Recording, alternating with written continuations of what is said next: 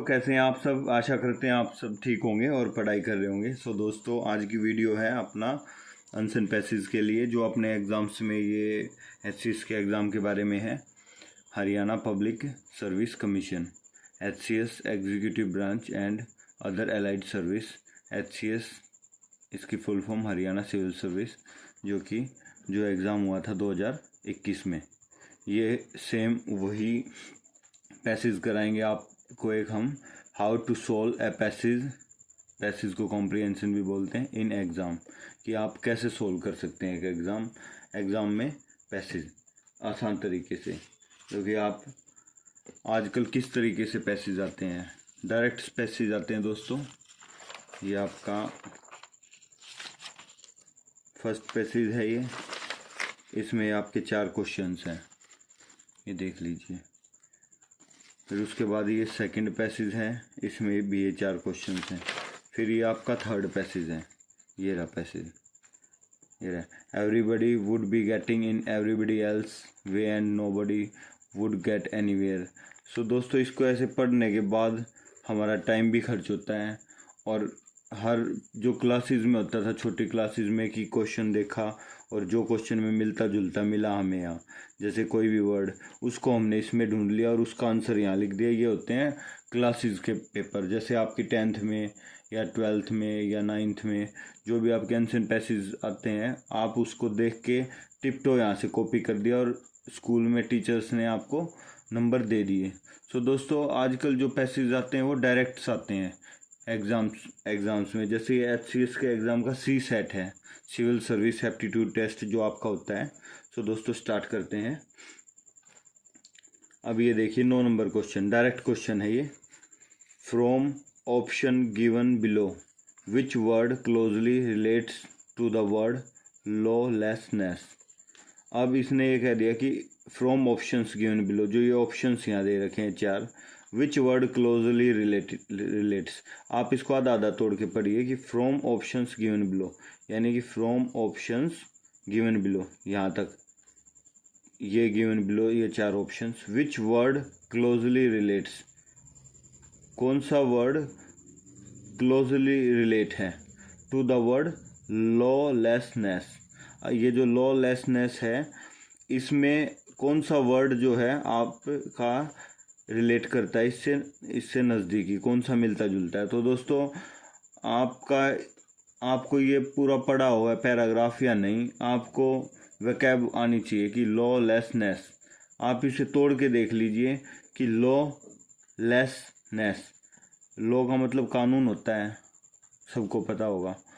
Less कम, नेस नहीं, मतलब कमी है, कमी की बात कर रहा है ये इसमें। तो जैसे लॉलेसनेस, आप इसका मीनिंग कानून की कमी हो गया एक तरीके से। तो इसमें देखिए लिबर्टी है, फर्स्ट में लिबर्टी है, लिबर्टी का मतलब स्वतंत्रता होती है। और एनार्की है, एनार्की का मतलब अराजकता होती है। रीजनेबल है, रीजनेबल का मतलब यथोचित। प्रिजर्व्ड का मतलब आरक्षित, कि आपका प्रिजर्व, जैसे आपने सुना हो रिजर्व्ड, कभी गए हो कि रिजर्व्ड पार्किंग है ये एसडीएम की रिजर्व्ड पार्किंग है, आपने सुना होगा दोस्तों कि ये एक उसकी आरक्षित जगह है। तो दोस्तों इसमें आपको बताते हैं, इस पे बता देते हैं कि जैसे क्वेश्चन आ गया कि लॉलेसनेस, ये हमने अलग अलग कर दिया 3 पार्ट में, कि कानून की कमी, जहाँ कानून की कमी हो। तो इसका डायरेक्ट मीनिंग कहाँ जा रहा है। अब पहला ये है लिबर्टी, लिबर्टी हो गया आपका स्वतंत्रता, तो कानून की कमी स्वतंत्रता में नहीं होगी। एनार्की आ गया अब इसका आंसर, एनार्की। एनार्की का मीनिंग अराजकता होती है। ये तो आपको थोड़ा बहुत तो दिमाग लगाना ही पड़ेगा, थोड़ा बहुत तो वोकैबुलरी बढ़ानी पड़ेगी इसमें दोस्तों। एनार्की जो शब्द है ये इसका आंसर हो गया एनार्की। प्रिजर्व्ड, ये आपका प्रिजर्व्ड जो है संरक्षित। रीजनेबल यथोचित, तो इसका एनार्की इसका आंसर आ गया। तो दोस्तों इसका आंसर एनार्की हो गया। अब नेक्स्ट क्वेश्चन देखिए, अब फर्स्ट क्वेश्चन जो करा है लॉलेसनेस, इसका इससे कोई मीनिंग नहीं है, आप इसे पढ़ो या मत पढ़ो। अब दूसरा क्वेश्चन जो आ गया, which statement describe the word reduced, इनमें से चारों में से कौन सी स्टेटमेंट डिस्क्राइब कर रही है रिड्यूस्ड मीनिंग को। रिड्यूस्ड का मतलब कम करना, रिड्यूस्ड का मतलब आपको यहाँ लिख के बता देते हैं। नंबर 2 क्वेश्चन जो है इसका 10 नंबर, रिड्यूस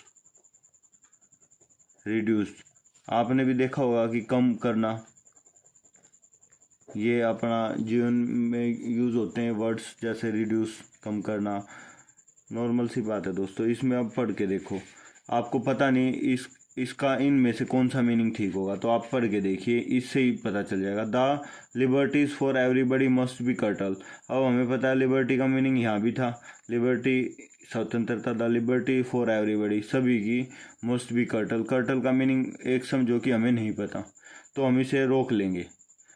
ये एक ट्रिक्स बता रहा हूँ दोस्तों, ये एक ट्रिक है कि हम कैसे क्वेश्चन पेपर को बिना आए सोल्व कर सकते हैं, थोड़ी तो नॉलेज हमें अपनी बनानी पड़ेगी। सो दोस्तों, the liberties for everybody must be curtail, कि स्वतंत्रता सबके लिए कुछ तो है कर्टल का मीनिंग, तो हमने इसको रोक लिया। लिबर्टीज ऑफ ऑल में बी प्रिजर्व्ड, लिबर्टी स्वतंत्रता है वो सभी के लिए संरक्षित है, तो रिड्यूस्ड का मतलब और प्रिजर्व्ड का मतलब, रिड्यूस्ड का तो कम करना हो गया, ये संरक्षित हो गया, तो इसका मीनिंग कोई होता नहीं, इसलिए हमने इसको रोक दिया, ये तो हमारा कैंसिल हो गया। अब इंडिविजुअल लिबर्टी यानी कि खुद की स्वतंत्रता, would have become social anarchy, मतलब खुद की स्वतंत्रता जो है सामाजिक अराजकता के लिए फैला, बिकम सोशल एनार्की, एनार्की हमारे यहाँ था अराजकता, तो अराजकता का भी मीनिंग यहाँ नहीं बैठा, क्योंकि ये कम करना हो गया, ये अराजकता होगी, तो इसलिए ये भी नहीं है। You may enjoy A social order which you liberty a reality, तो इसका भी कोई मीनिंग है। तो कर्टल जो है हमारा, कर्टल निकल के आ गया इसमें, कर्टल जो निकल के आ गया उसका मीनिंग है कम करना, रिड्यूस का कम करना, तो ये आपका आंसर हो गया, ये डायरेक्ट हो गया, आपको पैसेज पढ़ने की कोई ज़रूरत नहीं पड़ी, ये आपने सीधा वैकैब के दम पे कर दिया। ये समझाने में इतना टाइम लग रहा है, बाकी दोस्तों आपको पता होता तो डायरेक्ट एक सेकंड के क्वेश्चन की, लॉलेसनेस सीधा एनार्की, इनको चारों को पढ़ोगे एनार्की आएगा, इसको पढ़ोगे कर्टल लगाओगे, नेक्स्ट क्वेश्चन पे बढ़ोगे। तो दोस्तों 2 क्वेश्चन ही हमारे हो गए। अब आ गया ये 11वां क्वेश्चन, ये इसी में से ही है दोस्तों, 9 से लेके, ये देखो 9 से लेके 16 क्वेश्चन तक इसके अंदर ही है ये पैसेज है अपना 9 से 16, यानी कि हमारे कंप्लीट 8 क्वेश्चन है, और सी सेट में हमें 33% ही करना पड़ता है क्वालिफाई करने के लिए, तो इसमें 8 क्वेश्चन तो आपके यहीं से बन गए, अगर आपकी इंग्लिश थोड़ी बहुत भी अच्छी है। सो दोस्तों अब देखो 11वां नंबर है, find the closest synonym, find the closest synonym, synonyms same similar meanings को बोलते हैं, of the underline word from given sentence below, कि या अंडरलाइन जो वर्ड है उसका सेनोनिम्स पूछ रहे हैं, कि ही इज़ द सिंबल, मतलब इसको भी तोड़ के देखो, ही इज़ द सिंबल मतलब ये एक सिंबल है, चिन्ह, not for trainee but for liberty, यानी कि trainee not for trainee but for liberty. अब आपको डायरेक्ट इसका मीनिंग नहीं पता, मान लो ट्रेनी का, बट फॉर लिबर्टी का तो पता है कि मतलब स्वतंत्रता, नॉट फॉर ट्रेनिंग, तो आप ट्रेनी को यहाँ से देख सकते हैं कि आपका मोनार्की एक तंत्र, डेमोक्रेसी लोकतंत्र, लोकतंत्र ट्रेनी होता नहीं, नन ऑफ दिस भी इसका नहीं होगा, इसका ऑटोक्रेसी होगा, ऑटोक्रेसी का मीनिंग इसमें निरंकुश, और ट्रेनी का मीनिंग अत्याचार, इसका मतलब अत्याचार है। इसमें जो कर्टल था उसका मीनिंग लिख देते हैं दोस्तों। ये तो है नहीं कि बिल्कुल बिना पढ़ाई किए आपका हो जाएगा, कुछ तो आपको करना ही पड़ेगा, कर्टल का मीनिंग कम करना। अब जैसे हमने आपको ये करा दिया, आप इनको अच्छे से यहाँ से देख के याद कर लीजिए, ये एग्ज़ाम्स में आने वाले वर्ड्स होते हैं, ये एग्ज़ाम में अभी भी आया ही हुआ है जो हम आपको दिखा रहे हैं। सो दोस्तों ट्रेनी जो आपको दिखाया थर्ड, TYRANNY, ये स्पेलिंग मिस्टेक्स में भी आ जाते हैं दोस्तों, तो हमें ये याद करके चलने चाहिए। इसका मीनिंग है अत्याचार। अब हमें इसका डायरेक्ट मीनिंग है तो हम इसका डायरेक्ट आंसर लिख सकते हैं कि ऑटोक्रेसी। ऑटोक्रेसी का मतलब निरंकुश। निरंकुश, जहाँ निरंकुश शासन होगा, निरंकुशता या निरंकुश, जहाँ निरंकुश शासन होगा वहाँ अत्याचार होगा, जहाँ जिसकी एक की चलती होगी। अब दोस्तों ये 12वां नंबर क्वेश्चन। 3 क्वेश्चन हो चुके हैं हमारे, विदाउट पैसेज पढ़े 3 क्वेश्चन हो चुके हैं, 1 2 3, तीनों में 3 नंबर आ चुके हैं। अब ये आ गया find the noun. Find the noun from the given option based as provide sentence. इस सेंटेंस के बेस पे आपको ये नाउन निकालना है कि हाँ भाई नाउन क्या है। तो इसने कहा था result would be the Piccadilly Circus would be a milestone that you would never cross at all. इसमें दोस्तों ये आपका इसमें से आपको नाउन निकालना है। तो पिकाडेली सर्कस, अब आप इसकी हेल्प ले सकते हैं कि जैसे ये है, and the result would be that Piccadilly Circus would be a milestone. एक तो आपका ये इसमें आ गया, यहाँ पिकाडेली सर्कस साथ में आ गया, मेलस्टोन साथ में आ गया। एट, अब यहाँ देखिए, व्हेन द पुलिसमैन से एट पिकाडेली सर्कस, ये इकट्ठा आ गया वर्ड एट। देखो ये कोमा है और ये भी कोमा, इनके बीच में ये वर्ड सेम एक आ गया। और वुड बी ए मेलस्टोन, ये भी एक आ गया। सो दोस्तों नाउन ये तीनों नाउन बन गए। इसका ये है ऑल ऑफ द अबव, और इसका ये था ऑटोक्रेसी। अब 1% मान लो आपको ये समझ में नहीं आ रहा है एग्ज़ाम में कि हाँ यार मैं रिस्क ना लूँ, तो आप इसको स्किप कर दीजिए। ज़रूरी नहीं है कि आपको कंप्लीट पेपर करना है, स्किप कर दीजिए। सिंपल जो आ रहा है वो कीजिए। जैसे अब नेक्स्ट क्वेश्चन है find the closest antonyms of the underline word. तो देखिए फटाफट कि द लिबर्टीज ऑफ ऑल में बी प्रिजर्व्ड। तो ये प्रिजर्व्ड आ गया। क्लोजेस्ट एंटोनिम चाहिए अभी हमें प्रिजर्व्ड का। अब देखो ये प्रिजर्व्ड आपका फर्स्ट क्वेश्चन में भी रिपीट हुआ था कि ये रहा प्रिजर्व्ड। और प्रिजर्व्ड और रिजर्व्ड हमने बता रखा है। जैसे रिजर्व्ड पार्किंग कहीं आपने पढ़ा हो कि आरक्षित जगह, जैसे किसी ऑफिसर के लिए होती है, जैसे IAS वगैरह या SDM। तो प्रिजर्व्ड, ये प्रिजर्व्ड का है संरक्षित। तो जो प्रिजर्व्ड है उसका प्रिजर्व्ड का मीनिंग अनडिकम्पोज्ड, अनपोल्यूटेड। अब पोल्यूशन का तो आपको पता ही है, तो अनपोल्यूटेड कैंसिल हो गया। मेंटेन, ये आरक्षित है, मेंटेन रखना। तो ये इन्होंने एंटोनिम पूछा है, ये सैनोनिम इसका, इसलिए भी कैंसिल हो गया। ये अनडिकम्पोज्ड और फिर ये डिकम्पोज्ड। तो ये डिकम्पोज्ड विघटित, इसका मीनिंग है विघटित। तो ये आपका इसका आंसर हो गया। तो दोस्तों इसको लिख देते हैं ताकि आपको याद रहे।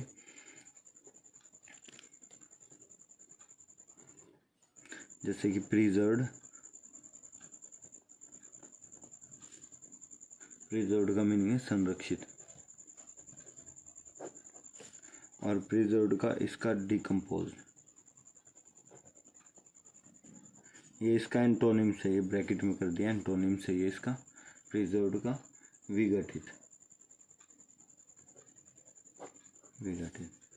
और दोस्तों नेक्स्ट अब आप देख लीजिए 1 2 3 और 4, ये डायरेक्ट क्वेश्चन है। इसके बाद ये select the correct options of the best describe statements. तो ये स्टेटमेंट जो है अपना, इसको पढ़ने के बाद ये आप बता सकते हैं, ये भी डायरेक्ट ही है। बाकी डायरेक्ट क्वेश्चन ये देखिए, find the verb from the given option based on provided sentence. कि मतलब वर्ब छाटनी है आपको इसमें, क्रिया। Feel that you liberty has been outraged. अब इसमें तीन वो हैं, फील क्रिया है, तो इसमें डायरेक्ट है कि फील, आप फील को टिक कर देंगे, फील को आप इसमें टिक करके आगे बढ़ जाएंगे। बाकी आपको ये पता चले कि हाँ भाई इसका और क्या पता करना चाहिए। तो ज़्यादा इसमें नॉर्मल से क्वेश्चंस हैं। अभी ये 16 क्वेश्चन देखिए, find the opposite of the word witless. अब ये विटलेस जो है इसका अपोजिट मीनिंग पता करना है हमें क्या है। अब विटलेस जो है ये अपना विटलेस, इसका मीनिंग होता है दोस्तों बुद्धिहीन, बुद्धिहीन,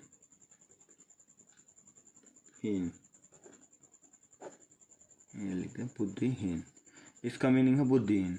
अब आप इसका आपको पता भी नहीं है, फिर भी आप क्या देखोगे, कर्टेल, कर्टेल्ड जो है कम करना, ये कर्टेल्ड आपका आया था, ये रिपीट हो गया फिर से, कर्टेल्ड आपका आया था।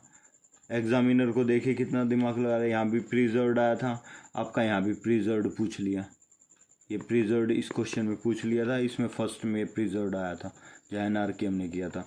उसके बाद एनआरकी फिर रिपीट हो रहा है यहाँ, जिसका हमने अराजकता कर दिया, तो इसमें हमारा ये एनआरकी नहीं होगा, ऑपोजिट मीनिंग। क्यों, ये बुद्धिहीन, ये निरंकुश, इसका कोई मतलब ही नहीं है। कर्टेल कम करना ये भी नहीं होगा, क्योंकि कर्टेल हो चुका है एक बार। उसके बाद रीजनेबल है और इंसोलेंस है। सो इंसोलेंस का मीनिंग होता है बदतमीज, तो बुद्धिहीन का उल्टा बदतमीज तो होगा नहीं, क्योंकि वो सिमिलर मीनिंग हो गया, बदतमीज और बुद्धिहीन एक ही बात है। इंसोलेंस सेनोनिम्स ही हो गया इसका, इंसोलेंस इसका सेनोनिम्स हो गया, यानी कि बदतमीजी। अब दोस्तों इसका ऑपोजिट मीनिंग जो पूछा है वो क्या रहेगा, रीजनेबल तो आम जिंदगी में भी यूज़ होता है, जैसे हम शॉपिंग करने जाते हैं तो वहाँ भी कहते हैं कि रीजनेबल प्राइस, इसका रीजनेबल प्राइस है, यानी कि यथोचित।